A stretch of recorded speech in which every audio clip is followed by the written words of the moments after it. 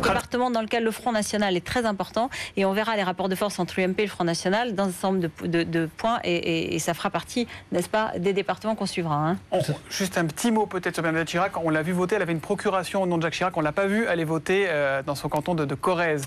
Bernard Sananès, les premiers chiffres, les premières estimations, c'est encore flou parce que c'est pas facile de faire remonter toutes les informations sur les cantonales. Enfin, ce qui est clair, c'est que l'abstention battra un record. On sera une abstention supérieure à celle des élections régionales, donc supérieure probablement à 55% d'abstention. C'est un score très important. Et c'est sans doute pas un score qui laisse présager d'une très bonne soirée pour l'UMP, parce qu'on le sait, pour les cantonales, l'électorat rural, l'électorat retraité va traditionnellement voter. Si l'abstention est forte, on peut penser que ce n'est pas une très bonne soirée pour l'UMP. Par ailleurs, les premiers résultats qui montrent, on n'a pas d'estimation, mais donnent en tout cas dans ces bastions traditionnels des scores très importants pour le Front National. Voilà, et à l'instant, c'est Jean-Marie Le Pen qui s'est exprimé, hein, c'est étrange parce qu'il a pris la parole avant sa fille, pour dire le Front National sera souvent au second tour et même en tête. Alors évidemment, il faut vérifier, mais c'est une information extrêmement importante. Et puis c'est un des enjeux de la soirée. Y aura-t-il des triangulaires? Que va faire l'UMP en cas de triangulaire si l'UMP arrive troisième et peut se maintenir? Exactement, ça c'est le cas où elle peut se maintenir, le cas où l'UMP est éliminée. Que fera-t-elle dans ce cas-là? On voit déjà arriver des premiers cas de duels en Ardèche, par exemple. 4 duels entre le PS et le Front National. À Crépy-en-Valois, dans l'Oise, un duel PS-Front National. Le Front National à 30%, à Brignoles, à Fréjus. On voit qu'il y a une poussée du Front National qui est peut-être concentrée dans ce qui était ses bastions.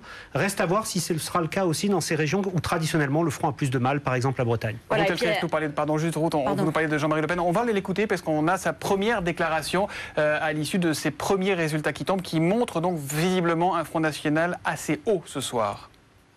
Écoutez, je suis assez favorablement impressionné. Je m'y attendais un peu, mais enfin, quand même, ça conforte les espérances que je m'étais forgées en me déplaçant dans les différents départements où j'ai pu être invité. Hôtel Krief, un nouveau résultat qui vient de tomber. C'est Hervé Morin, l'ancien ministre de la Défense, qui est aussi conseiller général dans l'Eure et qui a été aussi réélu au premier tour.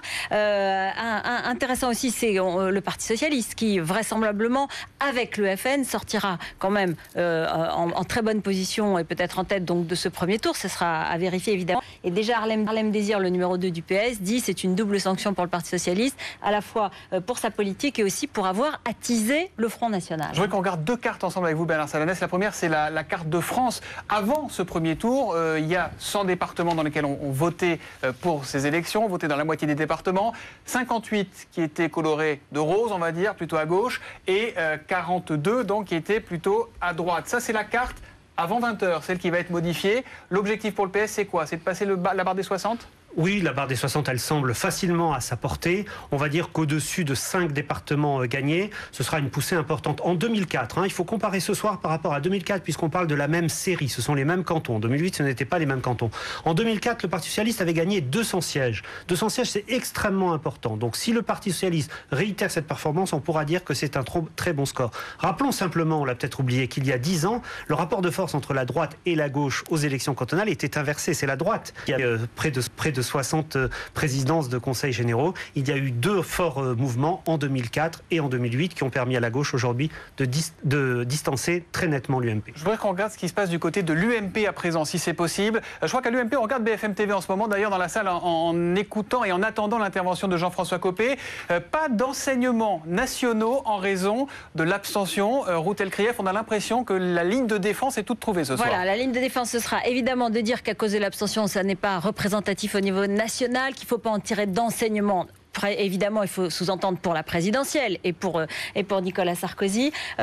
Plusieurs ministres commencent déjà à s'exprimer là-dessus et Jean-François Copé, le premier, qui doit nous annoncer. C'est un grand suspense. De quelle façon va-t-il annoncer la position de l'UMP qui, ce soir, on va le dire, va prendre une claque et va être extrêmement affaibli par ce scrutin? De quelle façon, quelle consigne il va donner à ses électeurs pour le deuxième tour? Ce sera à surveiller, évidemment. Et on va l'entendre, évidemment, en direct dans un instant. Alors, on a une première estimation qu'on peut donner tout de suite. Donc le Front National de 15 à 17%.